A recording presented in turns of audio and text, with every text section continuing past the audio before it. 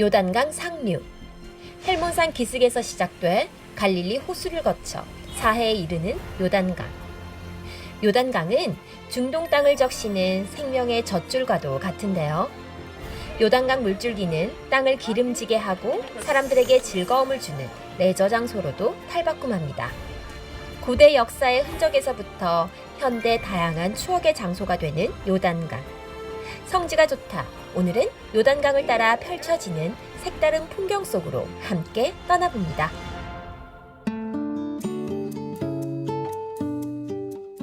안녕하세요. 성지가 좋답니다. 여행이 떠나고 싶을 때 이스라엘 성지로 훌쩍 떠나보시면 어떨까요? 예루살렘으로 연결해 보겠습니다. 이강근 박사님, 안녕하세요. 네, 안녕하세요. 예루살렘입니다. 네, 박사님. 한 주 잘 지내셨나요? 네, 하나님의 은혜 가운데 아주 잘 지냈습니다. 네, 이스라엘 현지는 어떤 분위기인가요? 네, 여전히 코로나로 록다운 가운데 있지만 또 유대인들의 최대 명절 초막절, 네. 장막절이라고도 하고 그럼에도 아주 들뜬 분위기로 유대인들을 만나면 다들 밝은 모습들입니다. 네, 다행이네요. 목사님도 잘 지내고 계신 거죠? 네, 아마 집에만 있었다면 답답했을 텐데 이렇게 사이사이에 시간 날짜마다 이렇게 이 현장을 다니면서 오히려 이 성지가 좋다가 네. 저를 이스라엘에 밝게 살게 하는 것 같아요. 그래서 감사를 또 드립니다. 네, 저희도 감사합니다. 지난 시간에 또 물이 많은 요단강 상류를 봤는데요. 오늘은 어디로 가게 되나요? 네, 지난 시간에 이제 헤르몬강, 단강, 네. 하츠바니 강이 만나는 곳까지 봤는데 네. 이제 진짜 요단강을 이루어서 갈릴리 호수까지 흘러 들어가는 아주 멋진 풍경들을 보실 겁니다. 네, 요단강이 시작되는 곳 화면으로 만나보고 이야기 이어가겠습니다. 자, 지난 시간에 이어서 이제 요단강의 그 하츠바니와 단강과 바니아스 헤르몬강이 만나서 흐르는 바로 훌라 골짜기를 지금 방금 보셨고요. 이 드넓은 계곡이 물이 흘러가면서 비옥한 현재는 아주 대단히 농사 짓는 땅이 되었고요. 바로 요 지점이 이제 우리가 이 왼쪽에 하츠바니 강과 오른쪽에 이 단과 헤르몬강이 만난 강이 바로 이 지점에서 만나서 드디어 요단강이라는 이름으로 갈릴리 호수로 흘러 들어갑니다. 바로 이곳이 이제 상 요단강의 아주 중요한 장소고 다시 갈릴리의 물이 남쪽으로 하 요단강을 이루면서 사해로 흘러 들어가지요. 자, 보시다시피 강이 흐르는 곳이라 굉장히 비옥하고요. 제가 봐도 이 늪지대였던 훌라 골짜기가 이렇게 비옥한 זה איזה נחר? אני חושב חצבני. חצבני. זה סניר. How you doing? 아, Where are you from? 코리아. 야페. North or south? 사우스. 지금 보시다시피 이 요단강 자체는 계속해서 카누나 배를 즐기는 아주 최고의 장소가 되었죠. 또 아주 이 젊은 애들은 뭐 이렇게 흐르다가 여름철이니까 또 그게 깊지가 않습니다. 허리에서 가슴 정도니까 저렇게 뛰어내려서 수영하듯 이 모습 보면 정말 우리 한국의 교회 청년들 또 학생들을 한번 데리고 오고 싶지 않습니까? 이렇게 성지를 강하게 체험해 주는 것도 참 바로 좋은 추억입니다. 요 지점이 이 바니아스에서 시작된 헤르몬 강과 그다음에 세니르라고도 불리는 하츠바니 강이 만나는 바로 이 지점입니다. 그렇죠. 엄격하게 말하면 이 이름으로서의 요단강은 여기서부터 맞아요. 흘러가는 것이죠. 바로 이 지점부터 이렇게 흐르는 요단강은 갈릴리 호수에 모였다가 다시 남으로 타고 내려가 사해까지 이르는 수백 킬로의 대장정의 요단강은 바로 이곳에서 시작이 됩니다. 네, 정말 요단강의 상류의 모습을 보고 계시고요. 저 건너편이 이제 헤르몬강과 단강, 저 왼쪽이죠. 그다음에 오른쪽이 이제 핫즈바니 강에 만나서 이렇게 보세요. 이 만나는 지점에 이렇게 레저의 장소와 키부츠와 농사의 땅이 되었고요. 이렇게 계속 흘러서 이제 갈릴리로 가는 그 곳을 소개하는 것이 이제 오늘 요단강 두 번째 시간이 되겠고요. 이 동서 즉 골란고원 지역과 납달리 산지를 연결하는 다리가 정말 여러 개가 있고 이 다리 자체가 바로 이 땅의 역사지요. 이 북방에서 남쪽으로 또 애굽 남쪽에서 북쪽으로 갈 때에 이 요단강을 건너야 했었거든요. 갈릴리 북부의 세 강이 만나서 하나의 강이 된 요단강은 그렇죠. 규모가 이 훌레 계곡의 동서를 가르는 거대한 선이 됐죠. 네. 지금도 곳곳에 이제 훌라골짜기 한 100여 킬로를 따라 내려가면서 여러 개의 다리를 만나게 되고 그 다리마다 다 점점 밑으로 내려갈수록 강은 폭은 넓어지고 또 좁으면 이 물길이 거세진 모습을 볼 수 있고요. 자, 훌라골짜기에 요단강이 지나는 전경을 보고 계십니다. 지금 이렇게 바둑판처럼 감개수로가 된 것은 50년대에 이렇게 형성이 되었고 그 전까지는 굉장히 그 늪지였지요. 그래서 북쪽에서 유럽에서 아프리카에 가는 철새의 도래지라고 하는 곳이 바로 유명한 철새 도래지이고 지금 건너는 이곳이 야곱의 딸들의 다리다. 게쉐르 바노트 야콥. 이 다리는 이 요단강을 기점으로 이 동쪽 골란고원과 서쪽을 연결하는 길목입니다. 네, 이 야곱의 딸들 다리에 이름 지어진 것은 유대인 전승에서 바로 이 다리를 건너서 야곱이 바단 아람으로 가고 돌아왔다는 그런 장소이기도 해요. 어쨌든 자, 이렇게 또 하나의 다리를 보시게 되는데 이 다리가 중요한 것은 바로 이 십자군 시대 때도 이 지역을 지나는 중요한 요새가 있었던 곳이고요. 굉장히 견고해요. 그리고 점점 이제 현대에 더 강화된 다리도 만들어놨는데 여기서 라면 먹고 가죠. 예, 라면 먹자고. 근데 어쨌든 이 다리가에서 우리가 이때 코로나 기간 동안에 식당도 열지 않고 그래서 우리가 주먹밥과 이게 한국에서 여기서도 사긴 했는데 어쨌든 참 영원한 우리의 평상시엔 잘 안 먹지만 이렇게 나올 때는 특히 이 코로나 기간 동안에는 식사로 라면이 최고더라고요. 라면 끓이고 주먹밥 하나 풀어놓고 이제 김치 싸운 거 먹고 자, 이 계속해서 이 요단강은 아까도 말씀드렸다시피 이스라엘의 카누라든지 이렇게 레저의 중요한 장소가 되었고요.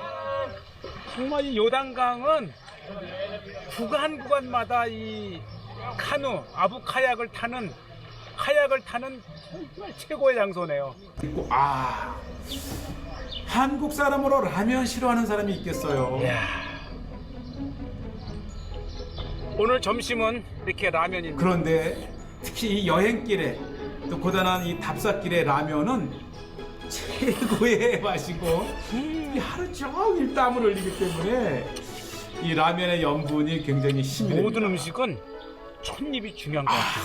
그냥 이 라면이 입에 들어가는 순간 쫙 매운기가 퍼지면서 이 피로와 맞아요. 또 갈증이 싹 해소가 되는. 우리 한국인은 여행길에 라면을 띄워넣을 수가 없고 또 김치 정말 이 아내가 답사 간다고 늘 김치 담그고 그래요. 입맛이 이제 좋아야 되니까 그 어딘 그 좋은 식당에서도 먹는 것보다도 이렇게 이 도시락을 싸 가지고 다니면서 먹는 이것 또한 이 여행길에 굉장히 중요한 즐거움이며 추억이 됩니다. 자, 이렇게 특히 요단강가에서 잠시 이제 점심을 해결을 하고 바로 요 다리를 넘어서 다음 장소가 굉장히 중요한 요새인데요. 이 요새는 바로 이 거대한 요단 지구대가 두 판이 엇갈리는 지진대라고 하는 것을 정확하게 보여주는 것인데요.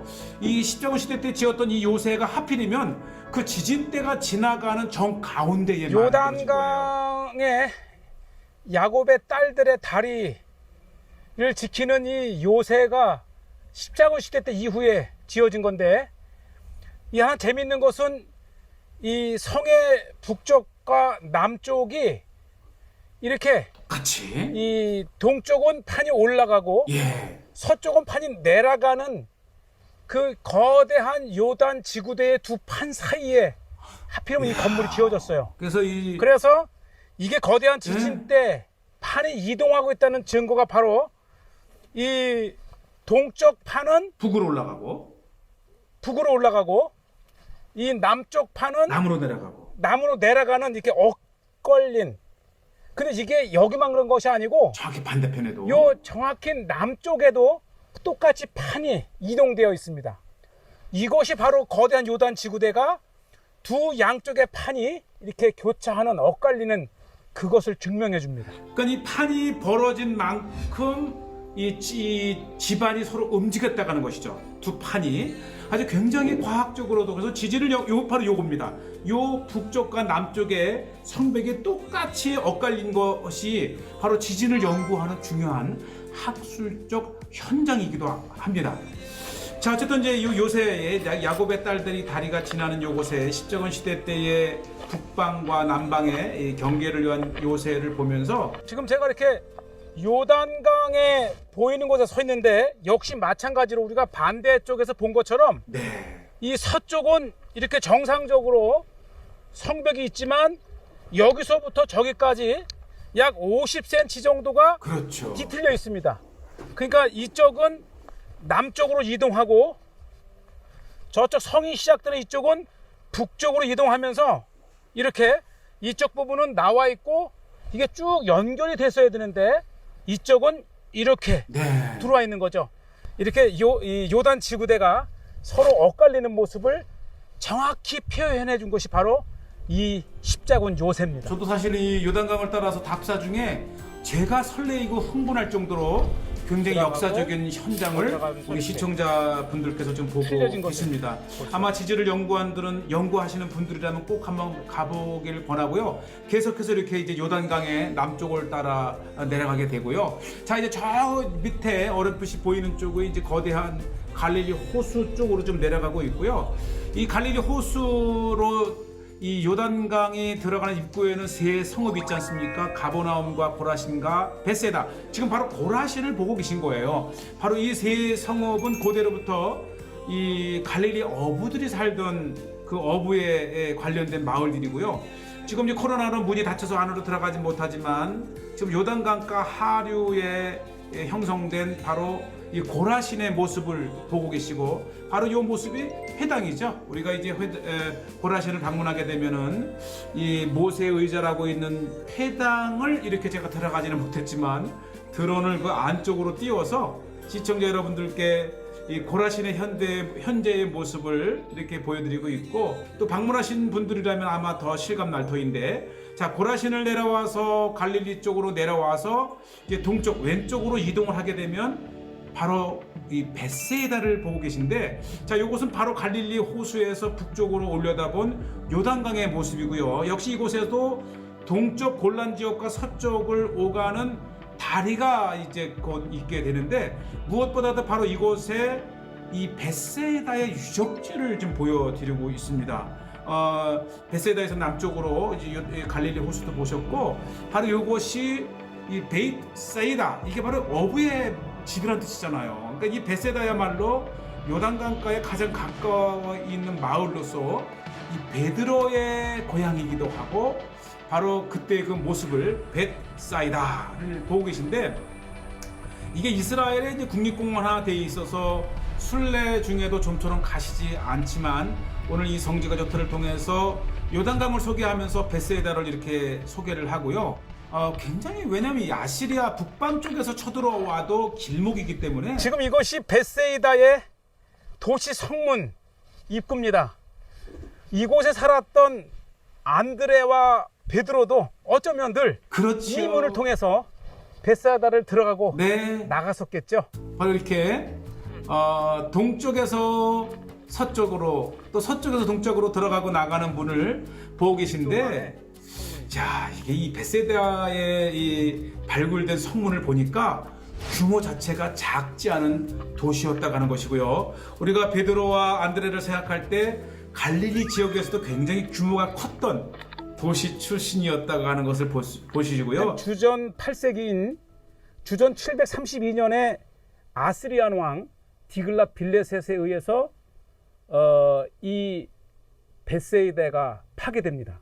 그러니까 이 갈릴리 지역에서 다윗 시대 때까지 거슬러 올라가는 발견된 몇 안 되는 성읍이 바로 벳세다입니다. 네, 아마 우리가 이제 성지 순례 중에 가버나움을 많이 가시는데 기회가 되면 오늘 소개했던 고라신과 특히 이 벳세다를 방문하시면서 다윗 시대 때까지 거슬러 올라간 성읍의 흔적들을 이 벳세다가 빌립과 안드레와 베드로의 고향입니다. 요한복음 1장 44절에 보면 빌립은 안드레와 베드로와 한 동네 벳세다 사람이라. 그러니까 이 베드로와 안드레가 바로 이곳 벳세다 사람인 거죠. 네, 최근에 발굴을 계속 이어져 가면서 그나마 공개된 이 모습을 보면 이 벳세다 지역의 조금 높은 언덕 위에 이렇게 정말 작지 않은 규모의 성읍이 있었었고요.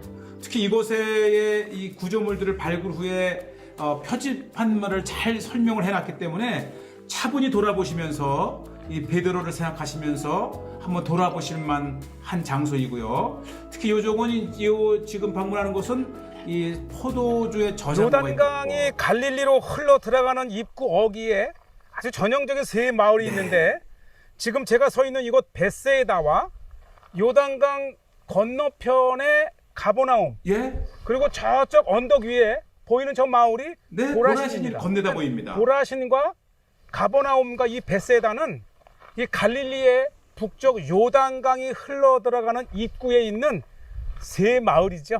네, 계속해서 드론을 통해서 보여드리는 대로 이 일대의 이제 모습들을 보고 계신데 어쨌든 이 벳세다는 베드로의 고향이요, 또 가버나움에는 베드로의 장모의 집이 있는 아마 순례 시에 꼭 방문하시면 좋을 지금 장소들을 이렇게 요단강 편을 통해서 소개를 하고 있습니다. 특히 이곳에서 발견된 많은 그 유물들을 또 이 골란 지역에 있는 카츠린 박물관이라든지 여러 곳에서 보실 수가 있고요. 자, 제가 이제 이 벳세다가 이 요단강가에 있다고 했는데 세상에 이 요단강가에는 아예 갈릴리 호수까지 연결되는 또 유명한 아부카약 카누를 타는 곳이 있고요. 제가 마침 갔었을 때의 이 코로나 기간인데도 이스라엘 학생들이 왔더라고요. 예수님 시대 때에 어부들이 들어가고 나가던 요단강, 이 벳세이다 앞에 요단강은 지금은 이 카누와 아부카약을 즐기는 레저의 장소가 됐습니다. 아주 정말 좋으네요. 네.